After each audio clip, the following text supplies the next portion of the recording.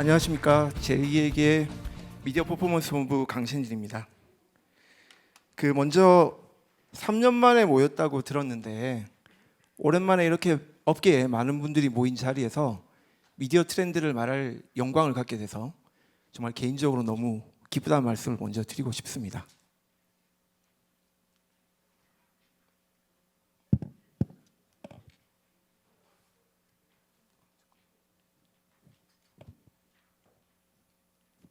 죄송합니다. 이렇게 오프라인에서 모이니까 너무 좋은데 우리가 3년 만에 모일 수밖에 없었던 원인이 뭘까 생각해 보면 바로 요놈 때문이었던 것 같습니다. 코로나 때문이었던 것 같습니다. 그래서 코로나를 미디어 말씀드리기 전에 잠시만 말씀드리겠습니다. 다행히도 이제는 팬데믹 시대는 아닌 것 같습니다. 이제 엔데믹 시대에 접어들었기 때문에 어느 정도 한 고비는 넘어갔다고 생각을 하고 있습니다. 이제는 기억도 가물가물하시겠지만 코로나 초기를 한번 생각해 보시면 지금으로서는 상상도 할 수 없는 어마무시한 일들이 많았습니다. 확진자가 한 명 나오면 빌딩을 폐쇄시키고 소독을 하고 재택근무를 3일 하는 등 지금으로서는 도저히 상상이 안 되는 일들이 어마어마한 일들이 일어났었습니다. 그 이유가 뭐냐면 코로나에 대해서 잘 알지 못하기 때문에 모르는 것에 대한 공포심과 두려움이 컸기 때문이라고 생각합니다. 하지만 지금은 위드 코로나 시대입니다. 재택근무라든지 비대면 회의 같은 것들 처음에 시작할 때만 해도 어색하기만 했던 것들이 이제 너무나 우리에게 당연한 것이 되었고, 물가가 오르고 대출 이자가 미친 듯이 오르고 택시가 잘 잡히지 않는다는 것만 빼면 거의 코로나 이전으로 돌아갔다는 생각이 듭니다. 정말 코로나 초기에 정말 몰라서 생겼던 두려움과 경계를 가졌던 마음이 이제 위드 코로나 시대를 맞이해서 이제 어떻게 보면 그 상황을 수용하고 코로나가 어떻게 보면 친구처럼 느껴지기도 합니다. 제가 왜 미디어 얘기를 말씀드리기 전에 코로나를 말씀드렸냐고 하면 우리에게 있어서 코로나라는 존재가 미디어 생태계에 있어서의 모바일 미디어라는 존재와 두 가지 면에서 너무 흡사하기 때문입니다. 첫 번째는 코로나는 우리의 생활에 어마어마한 영향을 많이 미쳤습니다. 마찬가지로 모바일 미디어는 미디어 생태계에서 크나큰 영향을 미쳤습니다.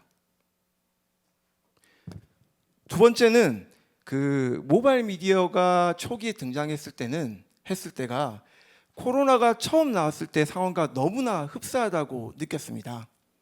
그때 두려웠듯이 모바일 미디어가 처음 나왔을 때 미디어 업계는 모두 다 두려워했습니다. 레거시 미디어는 모두 죽고 모바일로 대체될 것이라는 전망도 많았고, 거기에 불을 지른 것이 구글의 CEO였던 에릭 슈밋입니다.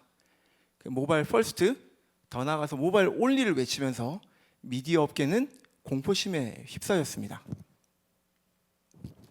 하지만 코로나 때처럼 그런 일은 벌어지지 않았습니다. 저도 그런 일이 벌어지지 않을 거라고 생각합니다. 초기에 두렵고 모바일을 배척하려고 했던 마음이 시간이 지나면서 코로나의 특징을 수용하고 받아들이고 매체들이 각 가진 장점에다가 모바일 특성을 결합시키면서 지금은 위드 코로나 시대처럼 모든 미디어들이 함께 발전하고 있는 시대입니다. 그래서 이 업계에 정말 훌륭하신 선배님인 에릭 슈밋이 말했던, 에릭 슈밋 선배님을 제가 좀 배신하려고 합니다. 저는 이제 모바일 퍼스트, 모바일 온리가 아니라고 생각을 합니다. 제가 생각하는 요즘 시대는 모든 미디어들이 모바일의 특성을 받아들이고 함께 발전하는 위드 모바일 시대라고 말씀드리고 싶습니다. 위드 모바일 시대라는 생각을 가지고 이 미디어들의 변화를 보면 저는 참 많은 것들이 이해가 되더라고요. 여러분들도 그랬으면 좋겠고, 과연 미디어들이 어떻게 모바일의 특성을 받아들여서 발전을 했고 모바일 미디어는 또한 살아남기 위해서 어떻게 나아갔는지 지금부터 말씀드리도록 하겠습니다. 먼저 레거시 미디어들입니다. 첫 번째로 TV 위드 모바일입니다. 이분 다 아시죠? 나영석 PD 어느 셀럽 연예인들보다 유명하신 분인데, 이 TV에서 유명하신 분이 유퀴즈라는 유명한 TV쇼에 나와서 이런 얘기를 합니다. 저도 잘 안 보더라고요, TV를. 새로운 매체가 너무 많이 생겨서 저는 이 상황을 보면서 굉장히 아이러니하다고 생각했습니다. TV에서 가장 유명한 프로듀서가 유명한 프로그램에 나와서 TV 프로그램에 나와서 TV의 위기를 말하고 있었습니다. 하지만 그분은 TV가 이제 끝난다고 얘기한 것이 아니라 이것이 위기이기 때문에 새로운 매체들을 결합을 시켜서 더욱더 발전시켜 나가야 된다는 얘기를 한 것입니다.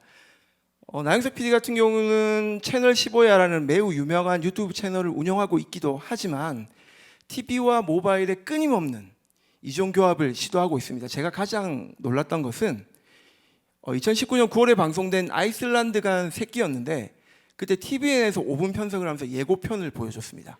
그리고 본방 풀 영상은 유튜브로 공개를 했습니다. 일반적으로 TV가 하는 방식의 역으로 진행을 했던 거죠. 나영석 PD를 위시해서 많은 분들이 모바일 영역을 따라잡기 위해서 노력하고 계시고 TV 방송국도 가만히 있지는 않습니다. 이렇게 TV에 갇힌 채널에서만 갇혀 있지 않고 모바일의 격전지라고 할 수 있는 모바일의 가장 핵심이라고 할 수 있는 유튜브에 들어가서 다양한 수의 채널을 만들고 수많은 구독자를 모집함으로써 TV의 영역을 모바일에서도 크게 넓혀가고 있습니다. 아마 에릭 슈밋이 모바일 퍼스트 온리를 얘기했을 때는 이런 상상을 했을 것 같습니다. 사람들이 이제 TV는 재미없어, 안 봐. 유튜브에 와서 크리에이터들이 만드는 영상을 보면서 대부분의 시간을 보낼 것이다 라고 아마 생각을 하셨을 것 같아요. 하지만 틀렸습니다. 요즘 모바일에서 시청하는 콘텐츠의 약 60%가 TV 방송에 관련된 콘텐츠를 보고 있고 넷플릭스라는 모바일 대표적인 OTT에서 항상 인기 프로그램의 절반 이상은 TV 관련 콘텐츠입니다. 이렇게만 말씀드리면 TV가 모바일에 확장되는 영역에 힘만 보탠 것처럼 생각할 수 있지만 꼭 그렇지는 않습니다. 여기 넷플릭스 5위 차지한 이상한 변호사의 우영우만 생각해 보시면 우영우는 ENA라는 그때 이름을 바꾼 지 얼마 안 되는 신생 채널에서 방송이 되다 보니까 첫 방이 1%가 되지 않는 시청률로 시작했습니다. 하지만 모바일 OTT인 넷플릭스에서 인기를 끌면서 그 시청자들이 본방사수하기 위해 TV로 다시 유인할 효과를 가져왔습니다. 그래서 20%가 안 되는 시청률로 종용을 했습니다. 이만큼 TV와 모바일은 서로를 배척하는 것이 아니라 물론 때로 경쟁하긴 합니다. 때로 경쟁하긴 하지만 서로 상호 도와주는 위드 모바일 시대의 TV와 모바일은 친구가 되고 있습니다. 처음에 TV도 되게 숏 컨텐츠에 대해서 당황을 했습니다. 이 모바일에서는 아무래도 짧게 출근하거나 통화하거나 이럴 때 짧게 보는 컨텐츠들이 유행했는데 TV는 누구보다도 컨텐츠를 잘 만드는 역량이 있습니다. 그 역량을 가지고 모바일의 숏 컨텐츠라는 포맷을 학습하기 시작합니다. 그래서 워크맨의 장성규라든지 쥐르키제즈 온더블럭의 이용진 같은 TV에서 뜬 스타를 활용해서 모바일에서도 컨텐츠의 힘을 가져갑니다. 그리고 문명 특급의 제재처럼 디지털 특화, 모바일 특화된 인물을 캐스팅함으로써 컨텐츠를 성공시키고 제재 같은 사람은 오히려 역으로 방송으로 진출하게 됩니다. 그만큼 TV와 모바일은 이제 함께 성장을 하고 있습니다. 방송사 수익 구조도 매우 좋아졌습니다. 유튜브 모바일 처음 나왔을 때만 해도 TV 방송의 위기다. 물론 어려운 시기도 있었습니다. 하지만 20년 전에 보면 TV 방송국의 절대적인 매출은 TV 광고가 절대적인 수치를 차지했습니다. 하지만 유튜브에서 채널을 많이 만들고 구독자 수를 늘리면서 유튜브 수익도 얻고 OTT에 컨텐츠를 판매를 하고 OTT의 컨텐츠가 널리 퍼지면서 K 컨텐츠가 인기를 얻으면서 글로벌리도 프로그램 수출하는 계기를 많이 마련했습니다. 그래서 방송국은 TV 광고 판매라는 단일화된 매출 구조를 더욱더 다각화시켜서 안정화시켰고 요 몇 년간은 매출이익이라든지 영업이익이 증가세를 타고 있습니다.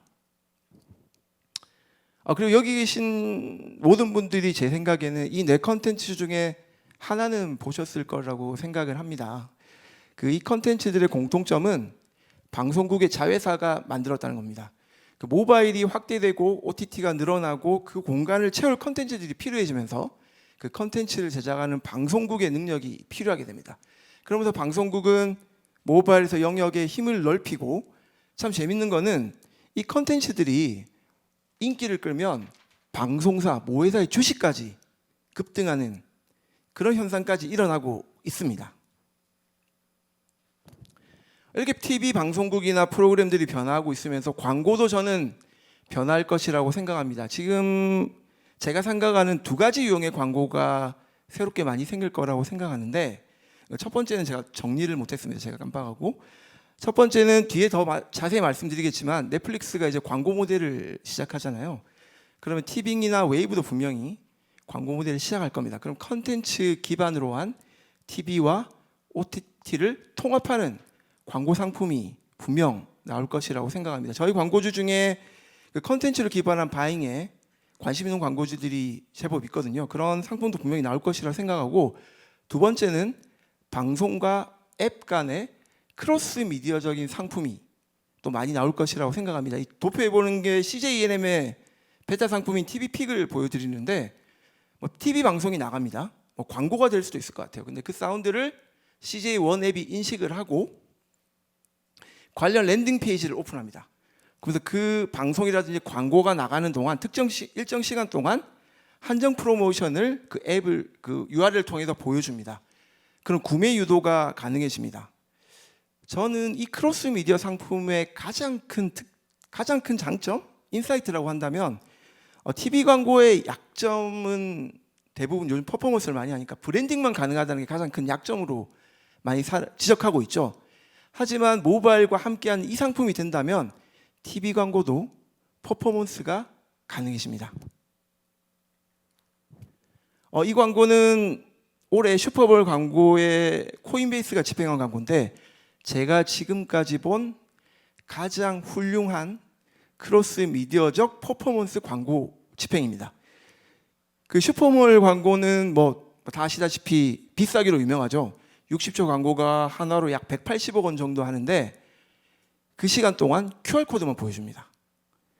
그러면 이제 코로나 시대를 지내면서 많은 시청자들은 QR코드가 뭐라는지 잘 알고 있죠. 그래서 앱으로 그 QR코드를 인식해서 그 앱을 다운로드 받습니다.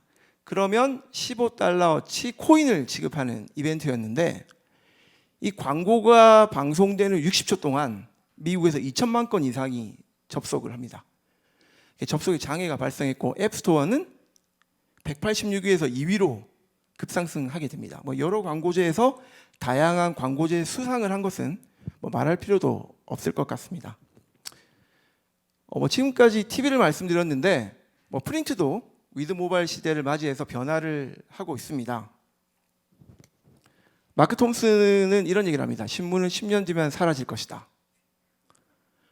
그의 말이 맞는 것처럼 많은 잡지들이 휴관하고 폐간이 되었습니다. 제가 좋아하는 잡지도 폐간이 돼서 좀 안타깝긴 한데, 하지만 프린트 미디어들도 위드 모바일 시대를 맞이해서 길을 찾고 있습니다. 그 뉴욕타임즈가 신문은 사라질 거라고 했지만 10년 만에 700만 명의 구독자를 모집했는데 90%가 온라인 구독자입니다. 그리고 우리나라에서는 신문 발행 부수가 줄어들고 있지만 네이버와 협업을 해서 네이버의 컨텐츠를 제공하는 저작권료를 굉장히 많은 신문사들이 크게 받고 있고, 그 컨텐츠 제공에서 끝나는 것이 아니라 기사형 광고를 네이버와 함께 판매를 하고 있죠. 거기서 큰 수익을 얻고 있습니다. 또 얼마 전에 시작한 것인데, 네이버가 프리미엄 컨텐츠라는 유료 구독 플랫폼을 시작을 했습니다. 이때 함께 시작한 것들이 몇몇 주요 메이저 신문사들인데, 여기서도 신문사들은 새로운 길을 찾고 있습니다. 잡지는 제 생각에는 좀 더 드라마틱한 것 같습니다. 그 잡지 같은 경우를 떠오르면 가장 먼저 떠오르는 게 트렌드잖아요. 트렌드에 민감하다. 트렌드에 민감하다 그러면 당연히 이제 SNS를 떠올릴 것 같습니다. 패션 잡지들은 자신들의 발행 부수보다 많은 몇십 배 많은 소셜 팔로워 수를 보유하고 있습니다. 이게 무슨 의미가 있냐고 하면, 잡지는 더 이상 이제 잡지 이미지 광고만 팔지 않습니다.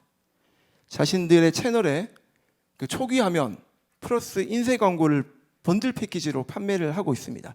이 광고에서 얻을 수 있는 인사이트는 어떻게 보면 인쇄 광고는 TV 광고보다 더 약점인 게 이미지 광고밖에 되지 않았습니다. 하지만 이제 동영상 광고가 가능하죠. 거기다가 뭐 프로모션까지 가능하다 보니까 이제 프린트 미디어도 퍼포먼스 광고 집행이 가능해졌습니다. 5개 광고입니다. 사실 5개 광고가 제일 모바일 미디어의 타격을 많이 받았다고 볼 수 있습니다. 그 스마트폰이 나오기 전에 5개 광고 중 가장 인기 있던 광고는 지하철과 버스 내부 광고였습니다. 사람들이 뭐 버스나 전철을 타면 뭐 할 게 없으니까 그 광고를 많이 봐서 엄청난 인기를 끌었었는데 스마트폰이 나오면서 이 광고들이 판매가 되지 않기 시작합니다. 모두가 스마트폰을 보고 있기 때문입니다.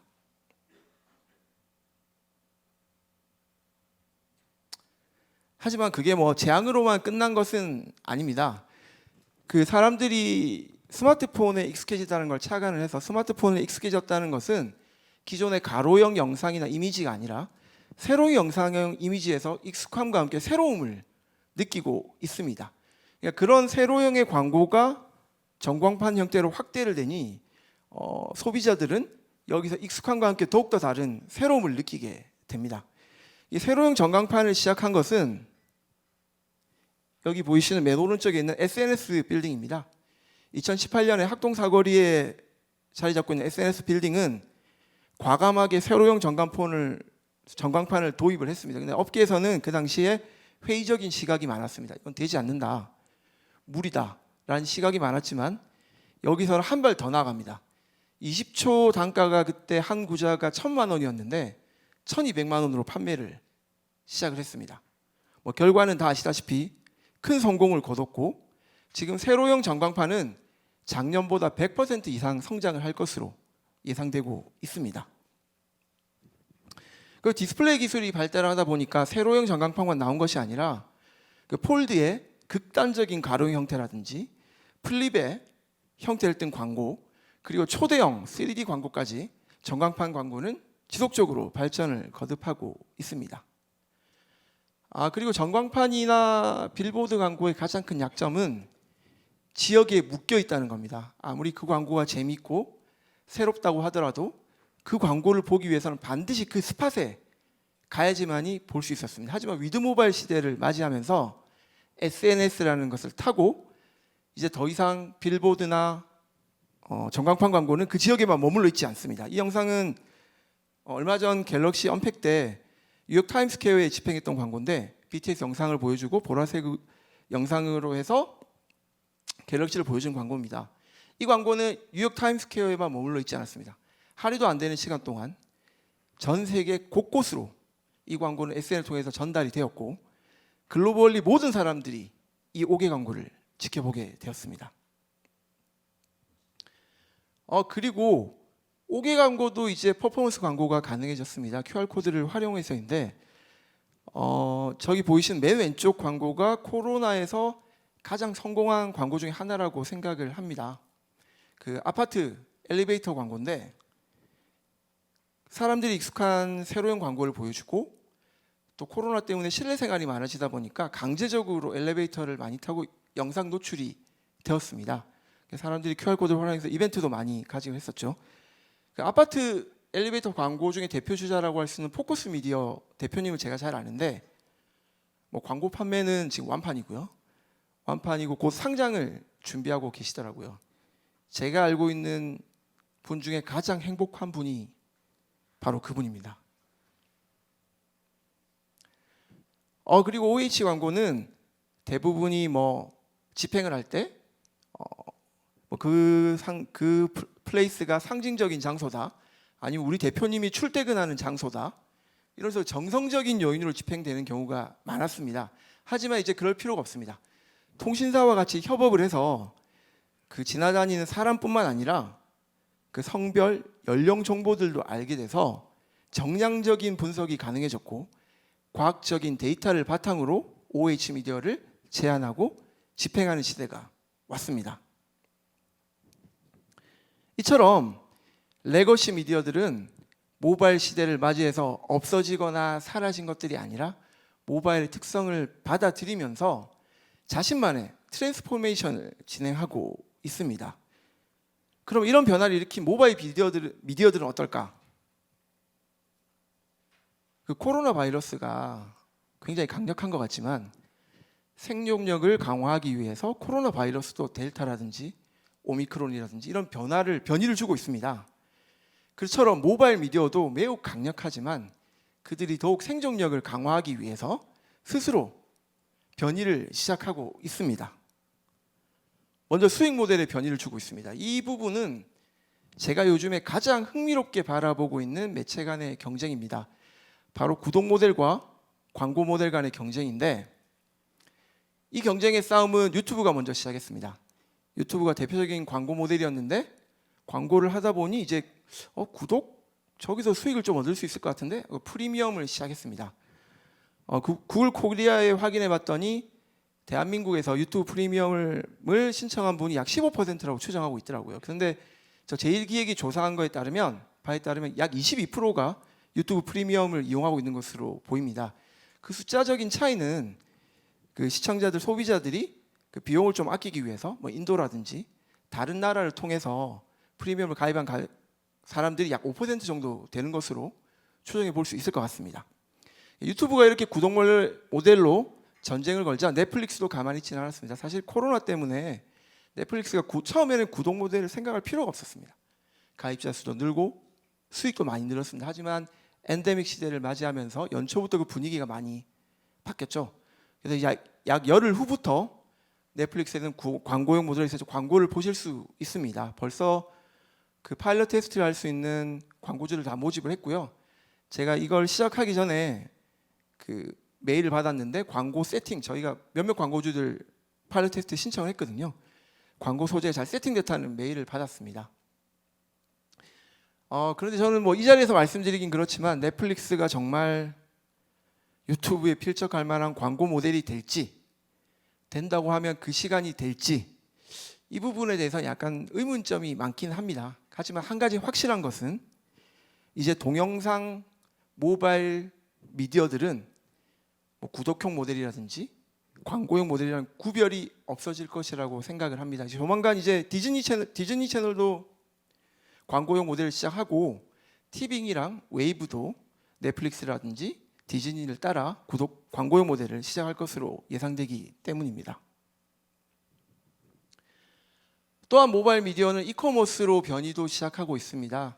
그 네이버는 어떻게 보면 이제 더 이상 검색 플랫폼이 아니라 이커머스 같이 보이기도 합니다. 물론 현재까지는 서치에서 일어나는 수익이 훨씬 크긴 합니다. 하지만 성장률은 커머스가 훨씬 크고 네이버 내부적으로도 많은 리소스를 쇼핑에 투입하고 있습니다. 국내 전자상거래 시장 점유율만 봐도 몇 년 전부터 네이버가 1위를 차지하고 있죠. 그래서 이제 몇 년 뒤가 지나면 어쩌면 사람들은 네이버를 검색 플랫폼이 아니라 커머스라고 인식할 확률이 매우 큽니다. 인스타그램도 마찬가지입니다. 네이버와 조금 차이가 있다면 명품과 여성 타겟을 조금 더 집중하고 있다는 것인데, 인스타그램이 워낙 쇼핑에 집중하고 있다 보니 미국에서 애플이 개인 데이터 간의 그 원칙을 좀 엄격하게 진행했을 때 가장 큰 타격을 받은 것이 메타와 인스타그램이었습니다. 그래서 좀 우스갯소리로 하는 얘기가, 이제 SNS는 소셜 네트워크 서비스가 아니라 쇼핑 네트워크 서비스라는 얘기를 많이 하고 있습니다. 앞서 방송국들이 모바일 미디어 쪽으로 많이 들어와서 그 영역을 넓히고 있다고 말씀드렸는데, 어쩌면 이제 모바일 미디어들의 역습이 시작될지도 모르겠습니다. 많은 모바일 미디어들이 오리지널 컨텐츠를 제작하고 있고 빅스포츠의 중계권을 사면서 방송국이 할 수 있는 영역으로 많이 들어가고 있습니다. 카카오 TV 같은 경우는 광고 모델에서 한번 1등을 해보겠다. 쿠팡 플레이 같은 경우는 쿠팡 유료 멤버십 회원을 유지하거나 늘려보겠다.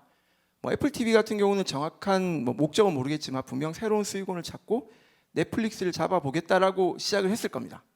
하지만 그 목적은 다르지만 이런 모바일 미디어들의 컨텐츠 제작에 부응해서 모바일 미디어는 자력적으로 스스로 컨텐츠 프로바이더의 역할을 하고 있고, 향후 몇 년 안에 일부 모바일 미디어는 방송국으로도 진출할 수 있으리라고 저는 생각하고 있습니다.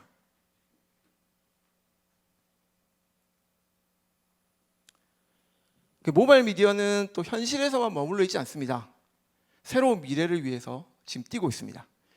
메타버스인데 메타버스 시대도 진짜 과연 진짜 올지 언제 올지 지금 정확하게 알 수는 없지만 메타버스 시대가 정말 안착이 되면 현재의 모바일 미디어 업계의 경쟁 판도는 달라질 것이라고 생각을 합니다. 메타가 지금 가장 적극적으로 뛰어들고 있고 애플이라든지 마이크로소프트라든지 구글은 지금 약간 한 발 물러선 상태이기 때문입니다.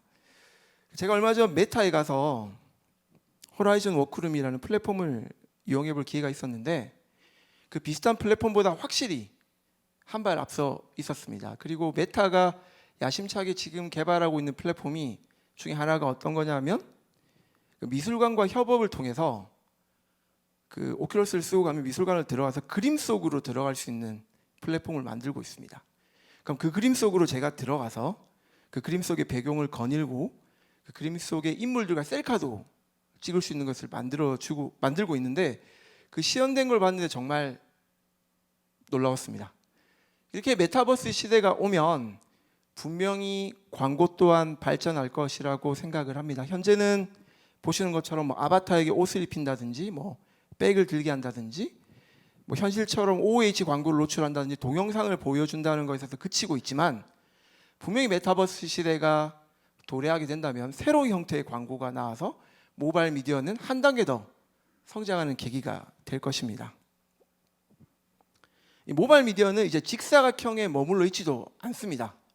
TV로 이미 들어와 있고 스피커로도 들어왔고 지금 차량으로도 들어왔죠. 우리 모든 생활 접점에 모바일이 자리 잡음으로써 개인의 데이터를 차곡차곡 쌓고 있습니다. 아마도 이렇게 쌓인 데이터는 구매 최적화라든지 확실하게 최적화된 광고 집행을 하기 위해서 쌓고 있는 것이고 분명히 새로운 형태의 광고를 집행하는 기반이 될 것이라고 생각을 합니다.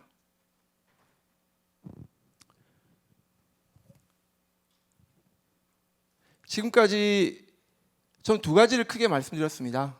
지금 위드 모바일 시대를 맞이해서 레거시 미디어들이 포기하거나 죽은 것이 아니라 모바일의 특성을 받아들이면서 어떻게 발전하고 있는지, 그리고 모바일 미디어들은 거기서 정체된 것이 아니라 더욱더 자신들의 생존력을 강화하기 위해서 어떤 식으로 발전해 나가고 있는지를 말씀드렸습니다. 이 트렌드는 2023년에도 분명히 지속적으로 이어지리라고 생각합니다.